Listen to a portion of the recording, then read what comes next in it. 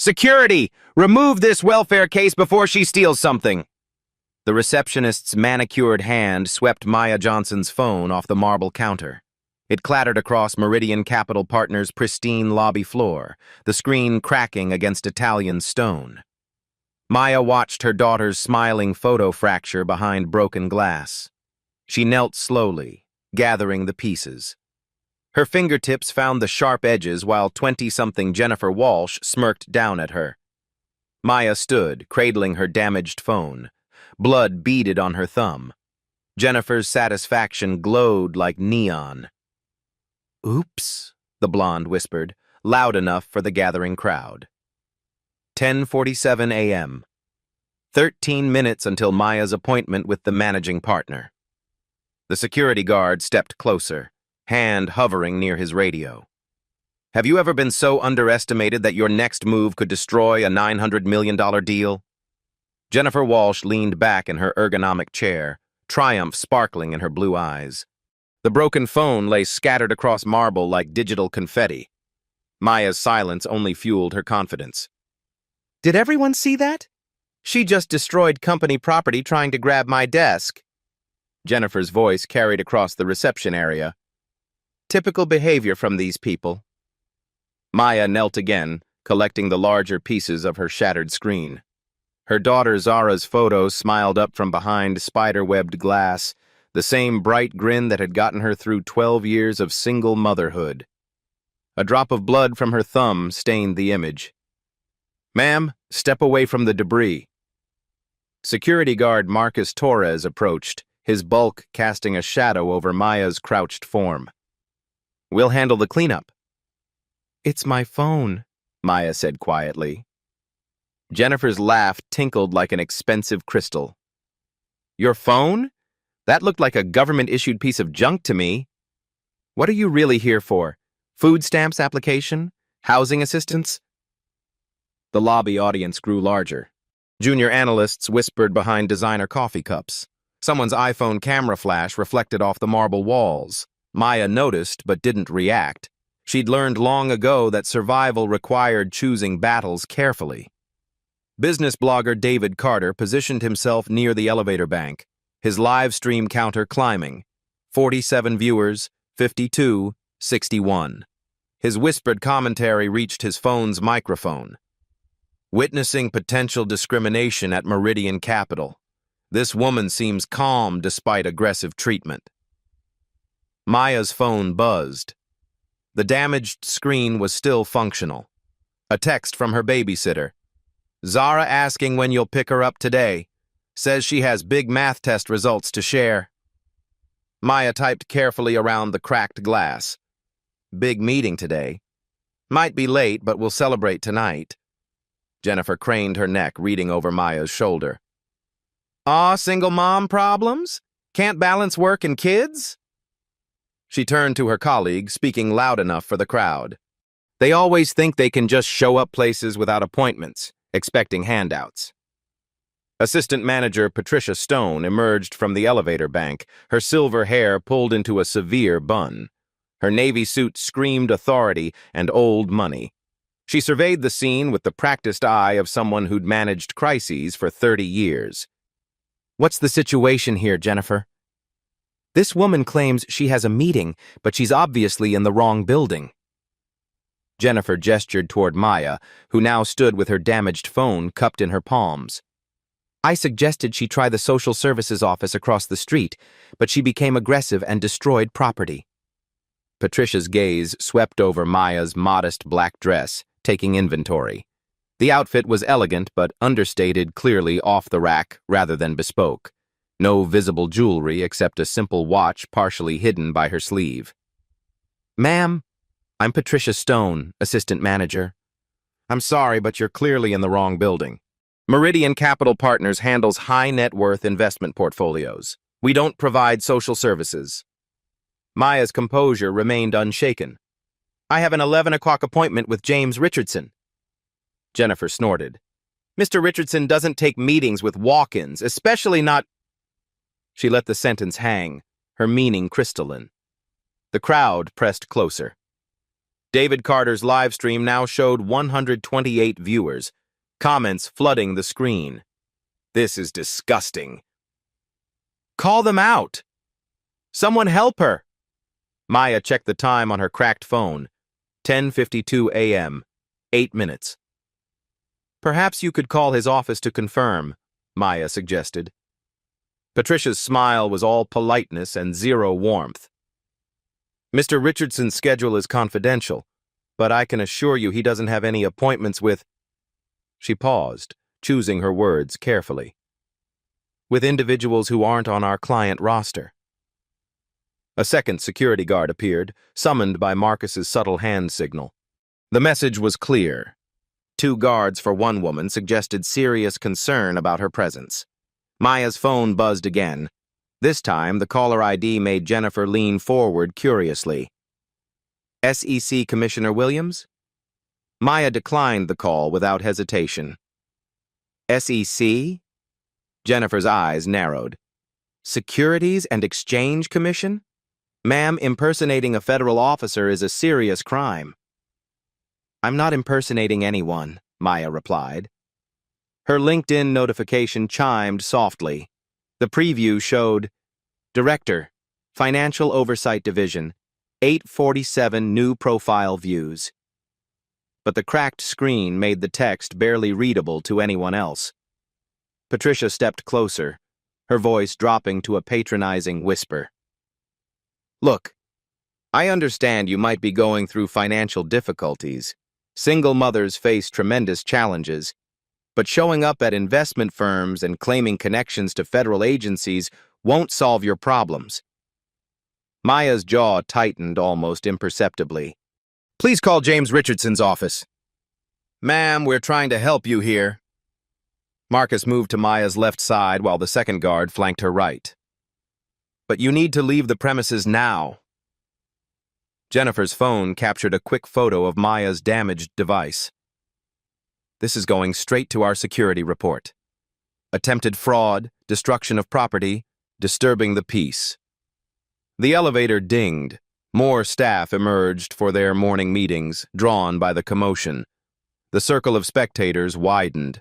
Someone whispered, "Is she dangerous?"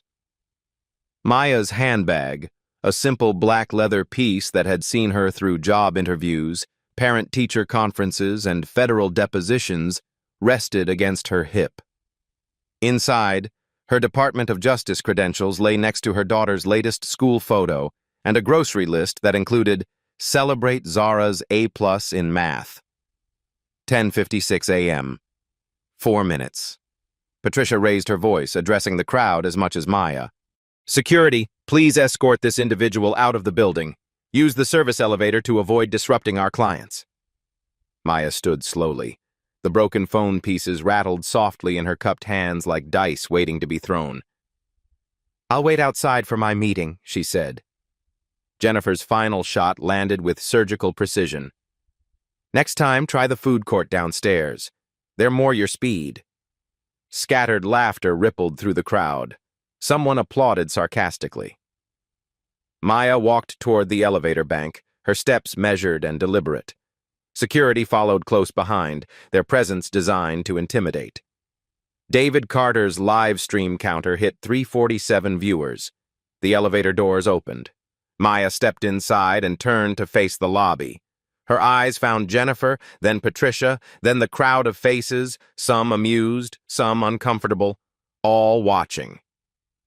10:59 a.m. 1 minute. Maya pulled out her phone and speed-dialed a number. The damaged speaker crackled, but her voice carried clearly across the marble expanse. James? It's Maya. I'm in your lobby. There seems to be some confusion about my appointment. The response echoed through the sudden silence. Maya? What confusion? Send security up immediately. Ms. Johnson is the Department of Justice's lead investigator. She's here about our merger approval. The elevator doors began to close on Jennifer Walsh's horror-stricken face. The elevator doors slid shut with a whisper, but James Richardson's voice still echoed through the lobby speaker system. Jennifer, Patricia, my office, now.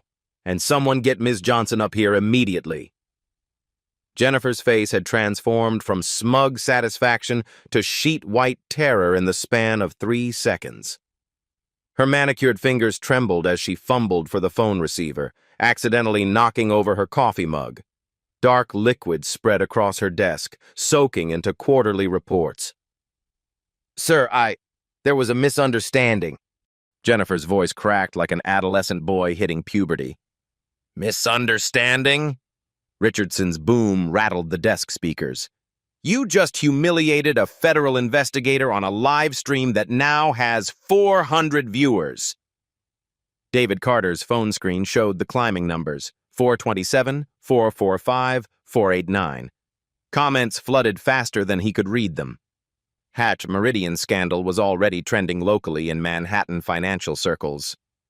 The lobby transformed into a war zone of whispered panic. Senior partner Margaret Townsend stepped off the elevator, took one look at the chaos, and immediately retreated back inside.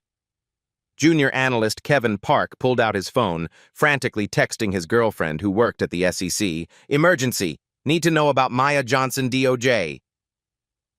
Patricia Stone stood frozen, her 3 decades of crisis management experience suddenly worthless. She'd handled SEC investigations, congressional inquiries, even a money laundering probe in 2019. But she'd never dealt with a federal investigator being treated like a welfare applicant on social media. The marble floors suddenly felt less like luxury and more like a courtroom where everyone was guilty. Marcus Torres, the security guard, spoke into his radio with the tone of someone realizing his career might be ending. "Control, we have a situation. Need the head of security in the main lobby immediately." "What kind of situation?" crackled the response. Marcus glanced at the growing crowd, at Jennifer's tears, at Patricia's trembling hands. "The kind that makes national news and gets security guards fired." Jennifer's phone buzzed with an incoming call. Her assistant's panicked voice. "Jennifer, my Twitter feed is exploding. There's a video of you, and something about DOJ, and people are saying you physically assaulted a federal agent."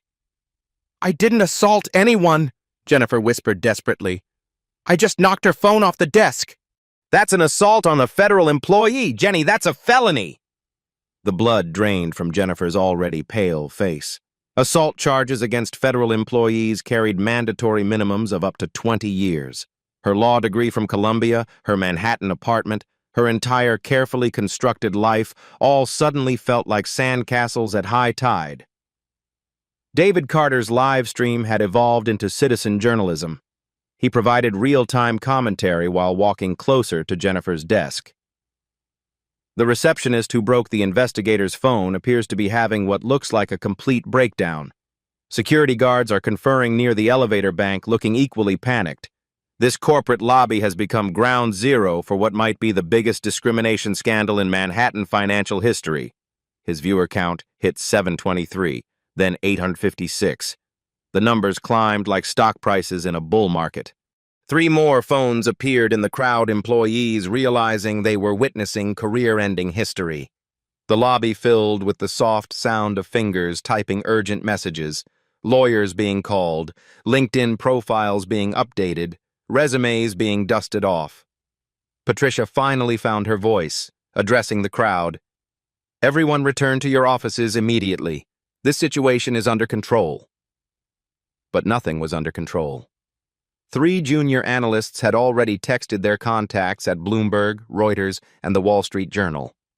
Investment banker Carol Liu was on the phone with her headhunter, whispering, "I need to get out of Meridian immediately. How fast can you find me something?" The story was metastasizing across financial social networks faster than Patricia could contain it. Jennifer's phone rang again. This time, the caller ID showed her mother's number. Her heart sank further. If her mother was calling at 11 a.m. on a weekday from Greenwich, Connecticut, the story had reached suburban social circles. "Jenny, are you on the news? Mrs. Henderson just called and said there's a video of you on Twitter attacking some government woman." Jennifer ended the call without answering. Her student loan payments of $2,847 per month suddenly felt impossible. Her rent-controlled apartment lease wouldn't protect her from a federal criminal record. 11:03 a.m. 3 minutes past Maya's original appointment time. The elevator dinged again. James Richardson's personal assistant, Sarah Kim, emerged with the expression of someone about to deliver a terminal diagnosis. Her normally perfect composure had cracked around the edges like expensive porcelain. "Ms. Stone, Mr. Richardson needs you upstairs immediately, and Jennifer—" Sarah's voice dropped to barely above a whisper. "Pack your desk. Security will escort you out in 10 minutes. Jennifer's sob echoed across the marble. "Sarah, please, I have student loans. My rent is due next week. I didn't know she was federal." She looked like... Like what, Jennifer? Like she didn't belong here because she's black? Because she's a single mother? Sarah's voice cut like surgical steel. "Our legal department is already drafting your termination paperwork, and they're recommending we cooperate fully with any federal charges." The elevator opened again. This time, Head of Security Thomas Wright emerged with 2 additional guards. His expression suggested someone preparing for siege warfare. "Clear this lobby, now! Media lockdown in effect." Too late. A reporter from Financial News Network had already entered through the street-level entrance, following the trending hashtags. Her camera operator trailed behind, professional equipment ready to broadcast. "This is Rebecca Martinez, FNN, reporting from the lobby of Meridian Capital Partners, where a federal investigation may have been compromised by alleged racial discrimination and assault on a Department of Justice official." The corporate nightmare was going live on cable television. Patricia grabbed Jennifer's arm, pulling her toward the elevator. "Move, now, before this becomes a federal incident." "It already is a federal incident," Marcus Torres muttered into his radio. David Carter's live stream had attracted viewers from across the financial district. Comments poured in from Goldman Sachs employees, JP Morgan analysts, even Federal Reserve staff. "This is why we need diversity training. That receptionist just ended her career. DOJ doesn't forget this stuff." The viewer count hit 1,247. Upstairs, Maya sat in Richardson's office, her damaged phone placed carefully on his mahogany desk. The managing partner, 50-something, silver-haired, usually unflappable, paced behind his chair like a caged predator facing extinction. "Ms. Johnson, I cannot apologize enough for what happened downstairs. Our staff's behavior was inexcusable, unprofessional, and—" Maya raised her hand gently. "Mr. Richardson, let's focus on why I'm here. The Meridian-Goldman-Sterling merger. My recommendation is due to the Federal Trade Commission in 89 minutes. Richardson's pacing stopped. The $900 million transaction that would save 2,100 jobs, create the largest minority-focused investment fund in American history, and secure his own legacy hung in the balance like a sword over his head. And Maya Johnson, the single mother who'd just been humiliated, assaulted, and discriminated against on live stream, held all the cards. Her cracked phone buzzed with a text from Zara. "Mom, kids at school saw a video of you online. You're famous. Are you okay? Love you." Maya smiled for the first time that morning. Her daughter's math test results would have to wait. Right now, she had a $900 million merger to evaluate. And after what happened in the lobby, her evaluation criteria had just become significantly more stringent. Richardson cleared his throat nervously. "Ms. Johnson, about the merger approval." Maya looked up from her phone, her expression unreadable as ancient stone. "What about your company culture, Mr. Richardson? Because federal regulations require comprehensive character assessments for major financial transactions." The question hung in the air like smoke from a funeral pyre. Maya's fingers moved across her cracked phone screen with surgical precision. Each tap opened another layer of federal authority that made Richardson's face grow paler by the second. "Mr. Richardson, before we discuss your merger, let me clarify exactly who you're dealing with." Maya's voice remained calm as mountain snow. She placed her Department of Justice credentials on his mahogany desk like playing cards in a high-stakes poker game. The badge gleamed under Richardson's office lights. Maya C. Johnson, Senior Investigator, Financial Crimes Enforcement Division. Below it, her business card revealed the full scope of her power. Corporate Fraud Unit, Merger Oversight Authority. Richardson sank into his leather chair as if his bones had turned to water. Jesus Christ. Maya, I had no idea Jennifer would... Your staff assumed I was here for welfare assistance. Maya's tone could have frozen champagne.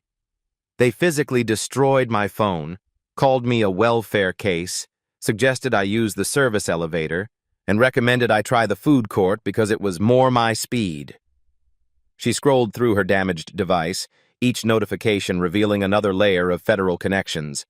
A text from SEC Commissioner Williams. Maya, need your Meridian assessment ASAP, Goldman board meeting at 2 p.m. Another from White House Economic Advisor Carter. $900 deal awaiting your clearance for presidential briefing. A third message from Federal Judge Martinez. Saw the video. This requires immediate federal attention. Richardson's hands shook as he poured water from a crystal pitcher. The irony wasn't lost on him. 20 minutes ago, his receptionist had mocked Maya's government-issued junk phone. Now that same device held the power to destroy his company's future. Maya, you have to understand, Jennifer doesn't represent our values. She's young, inexperienced. She's a Columbia Law graduate who called a federal investigator a theft risk on livestream that now has 2,147 viewers. Maya opened her tablet, revealing 6 months of meticulous investigation files. But Jennifer Walsh isn't why I'm here, James. The documents spread across Richardson's desk told a devastating story. Spreadsheets showing Meridian's hiring patterns. 847 professional hires in 2 years, only 23 were black women. Email chains where HR systematically rejected urban-sounding names. Performance reviews that consistently rated minority employees as not quite ready for promotion despite superior qualifications. One particularly damning email thread showed Patricia Stone writing, "We need to maintain our sophisticated client image. Some candidates, while qualified, don't fit our aesthetic." Richardson's water glass trembled against his lips. Maya, those numbers are taken out of context. Context? Maya's eyebrow arched with lethal precision. The context is that your company has been under federal observation for 18 months. Today's lobby incident was the final data point in a pattern of institutional discrimination that directly impacts your merger eligibility. Maya's phone rang. She glanced at the caller ID Sec Commissioner Williams and answered on speaker. Commissioner Williams, yes, I'm at Meridian now. No, sir, the assessment isn't complete. There have been significant cultural issues that require additional evaluation. Yes, sir, I understand Goldman's board is waiting. They may need to wait longer. Richardson watched Maya's side of the conversation like a man watching his execution orders being signed. Every pause, every "I see," every "yes, Commissioner," felt like nails in his company's coffin. Commissioner, you should know that Meridian staff physically assaulted me this morning. Destroyed government property. The incident is documented on livestream. Yes, sir, I'll include it in my federal report. No, sir, I don't think this reflects well on their corporate character assessment. Maya ended the call and looked directly into Richardson's eyes. The Federal Trade Commission has been waiting for my recommendation since 9 a.m. I've been investigating Meridian for 6 months, James. 6 months of reviewing your hiring practices, your employee satisfaction surveys, your customer complaint patterns, your board composition, your vendor selection criteria. She pulled up another document on her tablet. Did you know that 73% of discrimination complaints filed against major investment firms in the Northeast cite Meridian as having the worst reputation for minority treatment? Your company is literally the industry standard for what not to do. Maya scrolled to another page. Here's your customer demographic data. Out of 12,000 high net worth clients, only 180 are black. That's 1.5% in a city that's 24% black. Your marketing materials show exclusively white families. Your corporate events are held at clubs with documented histories of racial exclusion. Richardson's face had moved beyond pale to a sickly gray. Maya, please. This merger isn't just about Meridian. It's about 2,100 jobs. It's about creating the largest minority-focused investment fund in American history. Goldman Sterling has committed $900 million specifically to serve underrepresented communities. You can't let Jennifer's stupidity destroy something that will help thousands of families. Maya's expression didn't change. You're absolutely right, James. This merger would help thousands of families. Families like mine, single mothers trying to build wealth, minorities seeking investment opportunities, communities that traditional Wall Street has ignored for decades. She stood and walked to Richardson's window, looking down at the Manhattan streets where her daughter would someday work. But here's what you fundamentally don't understand. Those same families you claim to want to help?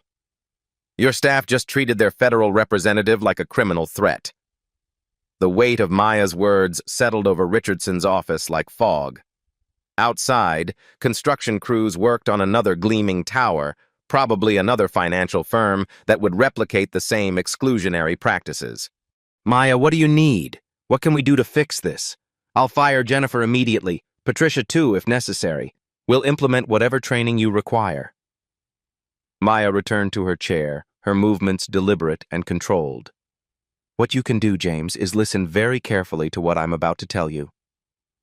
She opened a new document on her tablet, one that made Richardson's breath catch in his throat. The header read, Federal Trade Commission, Merger Recommendation Report, Confidential, Meridian Capital Partners. I have 3 options for my recommendation, James. Option 1, full approval with no conditions. Your merger closes next week. Goldman Sterling transfers $900 million. Your stock price jumps 40%, and everyone celebrates with champagne. Richardson leaned forward hopefully. Option 2, conditional approval with comprehensive federal oversight. The merger proceeds, but with mandatory diversity requirements, regular federal audits, a $2 million compliance fund, quarterly progress reports, and external diversity consultants monitoring every hire for the next 3 years. Richardson nodded eagerly. Yes, we can absolutely work with that. Whatever it takes. Maya's finger hovered over her tablet screen like a judge's gavel. Option 3, full federal investigation and immediate merger suspension. The DOJ launches a comprehensive discrimination probe. The SEC freezes all Meridian assets pending criminal review. Goldman Sterling walks away to protect their reputation, and your company becomes a federal case study in corporate discrimination. The color drained completely from Richardson's face. Option 3 meant bankruptcy, criminal charges, congressional hearings, and the complete destruction of his 30-year career. Maya, please. Which option I choose depends entirely on what happens in the next 37 minutes. Maya checked her cracked phone, the same device Jennifer had destroyed in contempt. Because at 12:30 p.m., I submitted my final recommendation to the Federal Trade Commission. And James? She leaned forward, her voice dropping to barely above a whisper. I'm a single mother who was just humiliated, assaulted, and discriminated against by your staff on a live stream that's approaching 3,000 viewers. My 12-year-old daughter, Zara, saw her mother treated like garbage by people who probably spend on lunch what we budget for groceries. Maya's tablet chimed with another high-priority message from Treasury Secretary Johnson. Maya, White House briefing moved to 3 p.m. I need a Meridian decision immediately. Richardson followed her gaze to the screen. Even the White House was now waiting on the recommendation from the woman his staff had tried to escort out through the service elevator. Maya smiled, but this smile held no warmth, only the quiet satisfaction of justice finally finding its balance point. The single mother your staff mocked as a welfare case? She's about to decide whether your company survives the next 24 hours. Richardson's trembling fingers stabbed at his phone's speed dial. Within 90 seconds, Meridian's entire C-suite had assembled in his office like defendants awaiting sentencing. CEO Michael Stromberg burst through the door first, His Armani suit wrinkled from sprinting up 2 flights of stairs when the elevator took too long.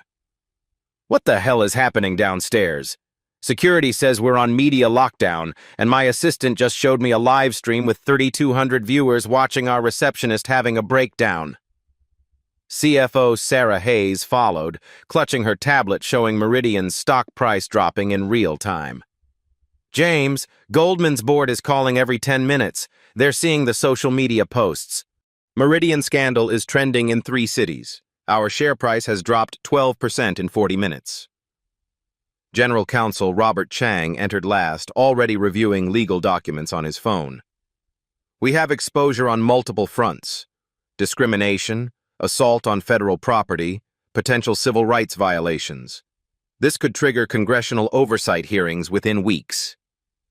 Maya remained seated calmly as the executives arranged themselves around Richardson's conference table, like generals planning a desperate last stand. Her cracked phone lay in front of her, a monument to their company's institutional failures. "Gentlemen, Ms. Hayes, meet Maya Johnson." Richardson's voice cracked slightly. "Senior Investigator, Department of Justice Financial Crimes Division. She's here to make the final recommendation on our Goldman-Sterling merger." The temperature in the room dropped perceptibly. Stromberg's confident swagger evaporated like morning mist. Hayes's fingers stopped their nervous tablet tapping. Chang's legal documents suddenly felt inadequate against federal authority. Maya opened her tablet and displayed the merger documentation with clinical precision. "Let me explain the financial reality you're facing. Meridian Capital Partners currently manages $47.3 billion in assets across 12,000 high-net-worth clients. The proposed Goldman-Sterling acquisition is valued at $900 million cash, plus $200 million in stock options, creating a combined entity managing $73.8 billion. She scrolled to the next screen, revealing employment impact data. This merger would create 2,400 direct jobs across 8 states: New York, California, Texas, Florida, Illinois, Massachusetts, Georgia, and Washington. An additional 800 contractor positions would be established within the first year. Average salary for new positions, $127,000 annually. Stromberg leaned forward, seeing hope flicker like candlelight in a storm. "Exactly, Ms. Johnson. This deal isn't just about Meridian's profits. It's about economic justice, about creating wealth-building opportunities for underserved communities nationwide." Maya's expression remained neutral as Arctic ice.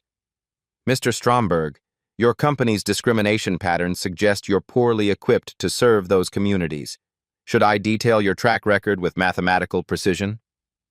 She pulled up internal Meridian documents that made the executives squirm like insects under laboratory lights. Email from HR Director Lisa Park, dated March 15th. "We need to be careful about candidates from certain neighborhoods. Our clients expect a particular aesthetic." Email from Hiring Manager Tom Wilson. "This resume looks strong, but the name sounds urban. Let's keep looking for better cultural fits." Maya advanced to more damaging communications. Email from Patricia Stone to Jennifer Walsh. "Remember, we're the face of sophisticated investment management. Some applicants, while technically qualified, don't project the image our clients expect." Translation: racial exclusion disguised as brand management. Chang cleared his throat nervously, his Harvard law training failing him. "Ms. Johnson, those emails represent individual opinions, not official corporate policy." "Individual opinions?" Maya's voice could have cut industrial diamond. "Mr. Chang, I have 847 similar communications spanning 18 months. Your individual opinions constitute a systematic pattern of institutional discrimination documented across all departments." She advanced to financial data that made Hayes physically wince. "Federal law requires comprehensive character assessments for mergers exceeding $500 million. Companies with documented discrimination records face automatic enhanced scrutiny lasting up to 36 months. My unit has blocked 12 major transactions in the past 2 years based solely on corporate culture failures. Maya displayed a comparison chart showing blocked mergers. Hartwell Financial, $1.2 billion merger blocked for age discrimination. Sterling Associates, $750 million acquisition canceled for gender bias. Morrison Capital, $2.1 billion transaction suspended indefinitely for racial discrimination. Each company's stock price fell an average of 34% following our negative recommendations. The executives absorbed this information like passengers watching their life rafts disappear. Their carefully constructed defense was crumbling under Maya's methodical presentation of evidence. Stromberg's desperation became palpable, sweat beading on his forehead despite the office air conditioning. Ms. Johnson, please understand the broader economic implications. Goldman Sterling specifically chose Meridian because of our stated commitment to diversity initiatives. We've invested $12 million in comprehensive bias training programs over 18 months. Maya pulled up training records that told a starkly different story. Your comprehensive bias training shows 34% attendance rates among senior staff, with C-suite executives consistently absent. Post-training evaluations indicate no measurable behavior changes among participants. Most damaging, 3 separate discrimination complaints were filed during the training period itself. She scrolled to attendance records. Michael Stromberg attended 0 of 8 mandatory sessions. Sarah Hayes attended 1 session, left early. Robert Chang attended 2 sessions, spent both reviewing legal documents on his phone instead of participating. The executives exchanged panicked glances like drowning swimmers watching rescue boats sail away. Their carefully constructed defense was collapsing under documentary evidence. Here's your precise legal framework, Maya continued, addressing Chang directly with laser focus. The Department of Justice has absolute veto authority over mergers exceeding $500 million under the Corporate Character Assessment Act of 2023. My recommendation carries an 89% approval rate with the Federal Trade Commission over the past 3 years. She displayed a new document that made Richardson grab his chest as if experiencing cardiac arrest. Additionally, companies found guilty of federal discrimination violations face automatic asset freezes, criminal penalties ranging from $10 million to $50 million, and prohibition from future mergers for 5 to 10 years, depending on severity. Maya opened another screen showing recent enforcement actions. Last month, Blackstone Financial paid $23 million in discrimination penalties and accepted a 5-year merger prohibition. Their CEO resigned in disgrace. Their stock price hasn't recovered. Hayes found her voice, though it trembled like autumn leaves. What are our specific options, Ms. Johnson? What exactly does the DOJ require for approval?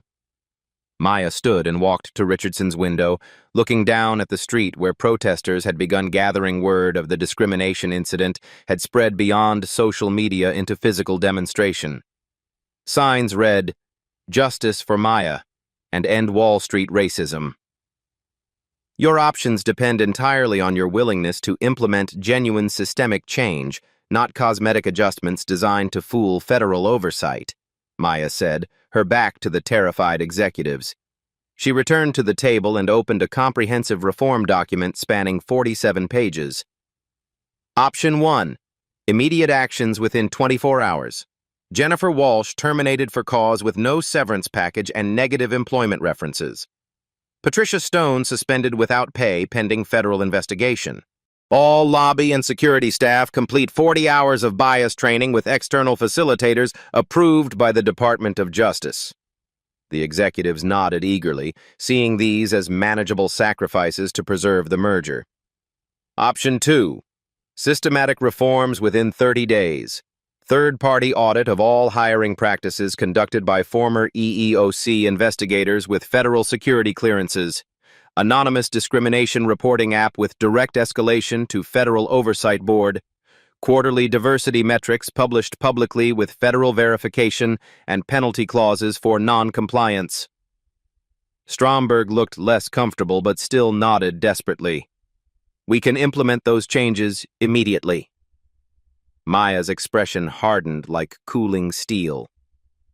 Option 3. Financial accountability measures. $500,000 victim compensation fund administered by federal trustees. External diversity consultant hired for 3-year contract at $300,000 annually plus performance bonuses. Chief Diversity Officer position created at C-suite level with federal reporting requirements and congressional testimony obligations. Chang started calculating legal costs in his head, his face growing pale as Manhattan snow. Ms. Johnson, shareholders will revolt over these expenses. The board will demand explanations. Mr. Chang, your shareholders should have considered discrimination costs before allowing toxic corporate culture to flourish unchecked for years, Maya replied with the weight of federal authority. But we're not finished with the requirements. She displayed financial penalties that made Hayes gasp audibly and clutch her chest. Option 4. Enhanced federal oversight for the merged entity. Combined company operates under direct DOJ supervision for 3 years minimum. Every hire, promotion, and termination requires federal pre-approval. Monthly compliance reports submitted to Treasury Department. Annual congressional testimony required from all C-suite executives. Richardson loosened his tie, struggling to breathe normally.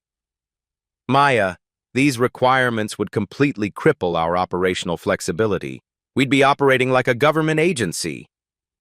Your operational flexibility led to federal investigators being treated like criminals in your lobby, Maya replied with ice-cold precision.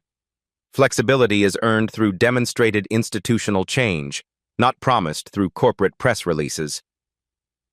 Her phone buzzed with an urgent message from Goldman Sterling CEO Jennifer Park. Maya, our board is reconsidering the merger based on social media reports and client concerns. Need your recommendation within the hour, or we're walking away. Maya showed the message to the assembled executives, watching their faces drain of remaining color. Goldman Sterling is having serious second thoughts. Your discrimination scandal is becoming their reputational liability. Their clients are threatening to withdraw investments. Stromberg's voice cracked with raw desperation. What do you need from us right now? Just tell us exactly what you need to save this deal and 2,400 jobs. Maya checked her cracked phone, the same device that had triggered this morning's humiliation and corporate meltdown. I need to sign commitment letters to all reform requirements with federal notarization. I need public acknowledgement of systematic discrimination failures broadcast on your corporate website and social media. I need detailed implementation timelines with federal checkpoints and penalty clauses. She pulled up her final document, the Federal Trade Commission recommendation form that would determine Meridian's survival. Most importantly, I need to believe that the company seeking to manage minority wealth actually respects minority representatives. Chang leaned forward, his lawyer instincts sensing final negotiation opportunity. Ms. Johnson, what if we agree to every single requirement without modification? Would that guarantee merger approval? Maya's finger hovered over her tablet, poised to submit the recommendation that would determine whether 2,400 families kept their jobs. Mr. Chang, 37 minutes ago, your staff assumed I was here for food stamps. They destroyed federal property. They live-streamed discrimination against a DOJ investigator to thousands of viewers. She looked each executive directly in the eye with surgical precision. Your guarantee depends on convincing me that fundamental institutional change is actually possible. Because the single mother your employees mocked and humiliated?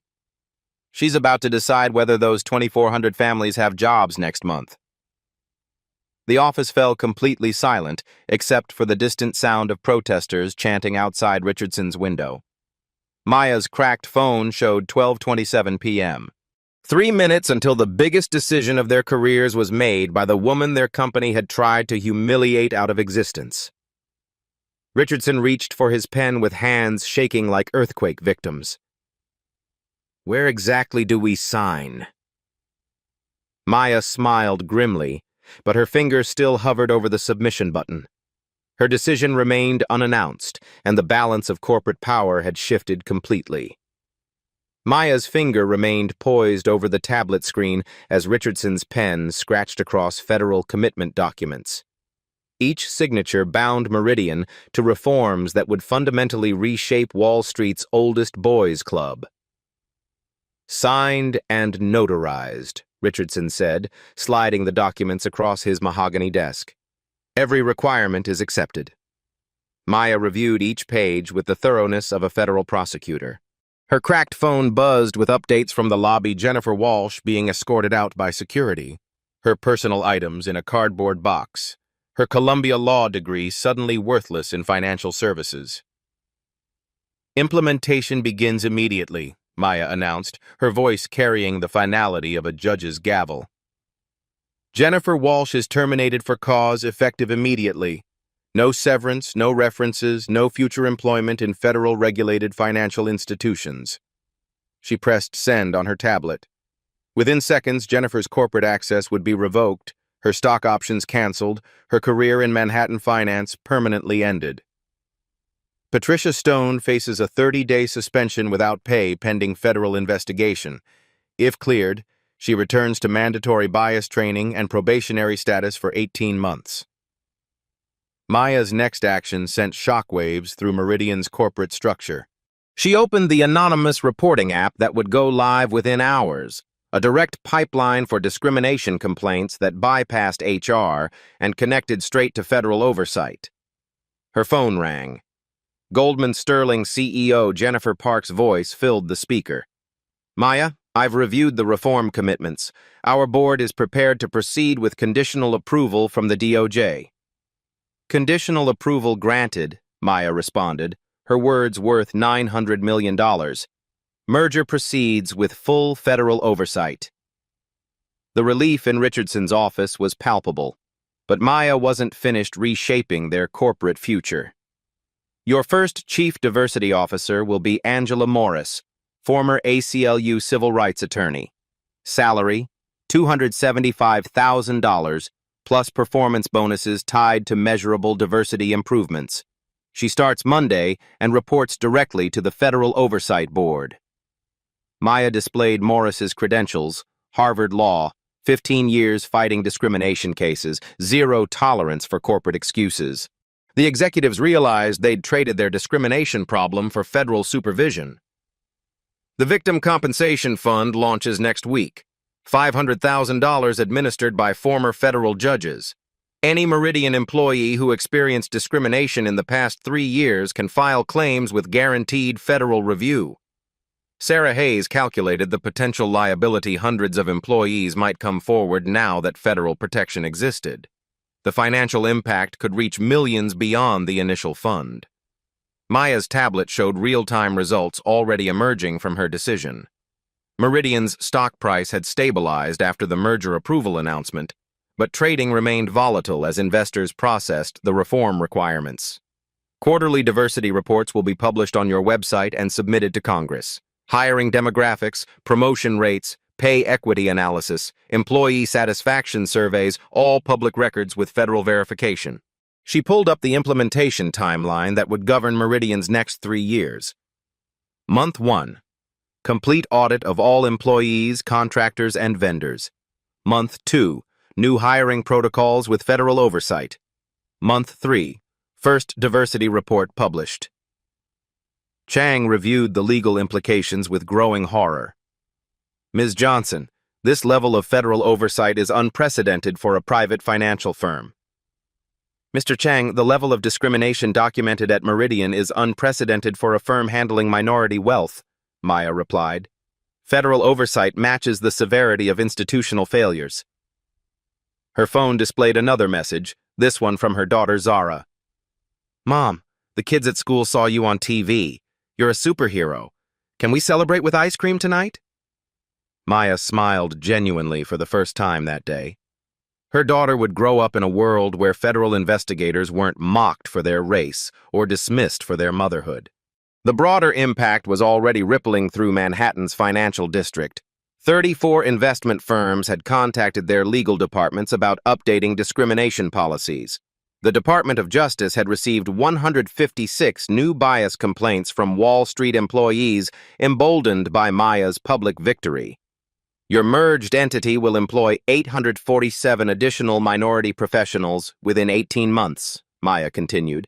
Specific targets: 200 black women in senior positions, 150 Hispanic professionals across all departments, 100 Asian American executives in client-facing roles. She displayed the economic multiplier effect.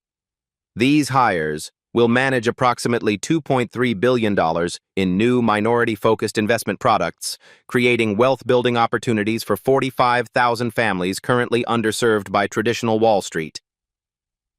Richardson nodded frantically, finally understanding that Maya's requirements weren't punishments, they were business opportunities disguised as social justice. Federal legislation is pending, the Corporate Character Assessment Act expansion.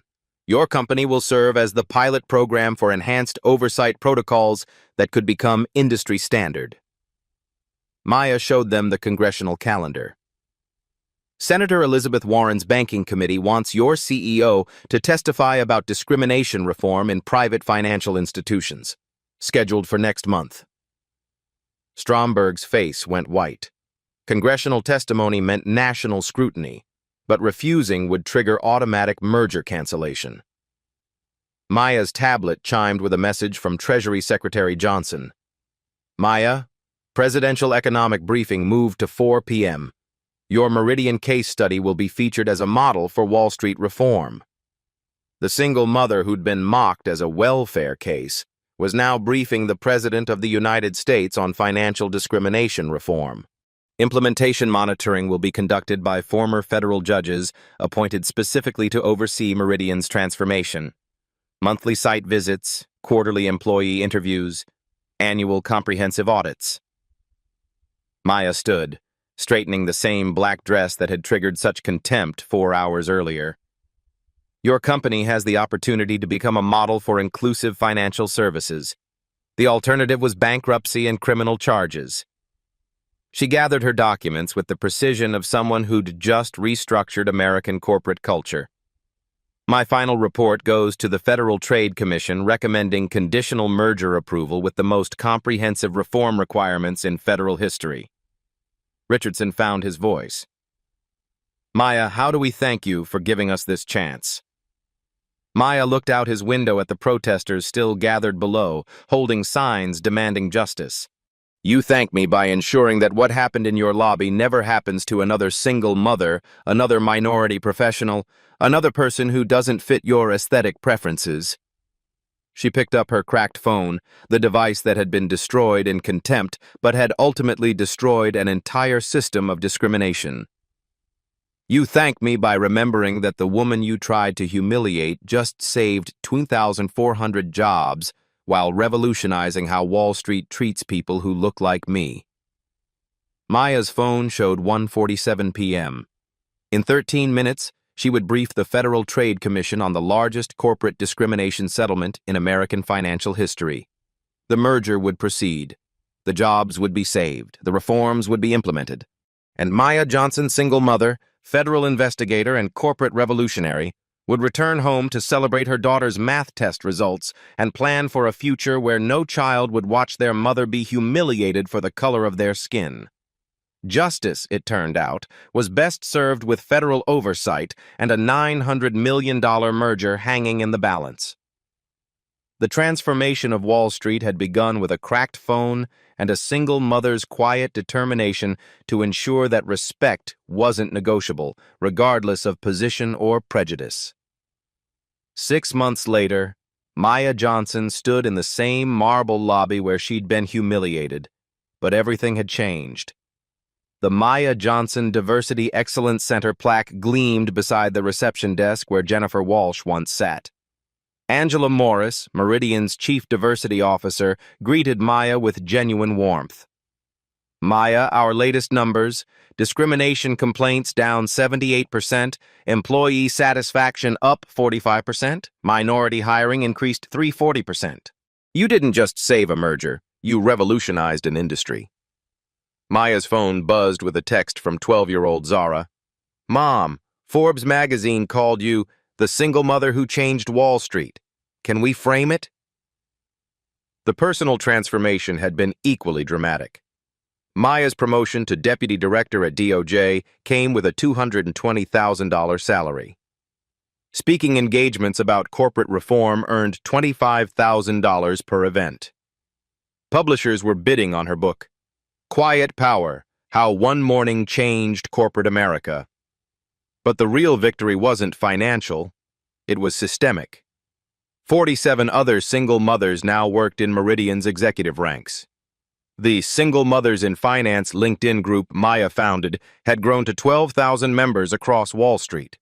Her annual scholarship fund had helped 23 single mothers pursue law degrees.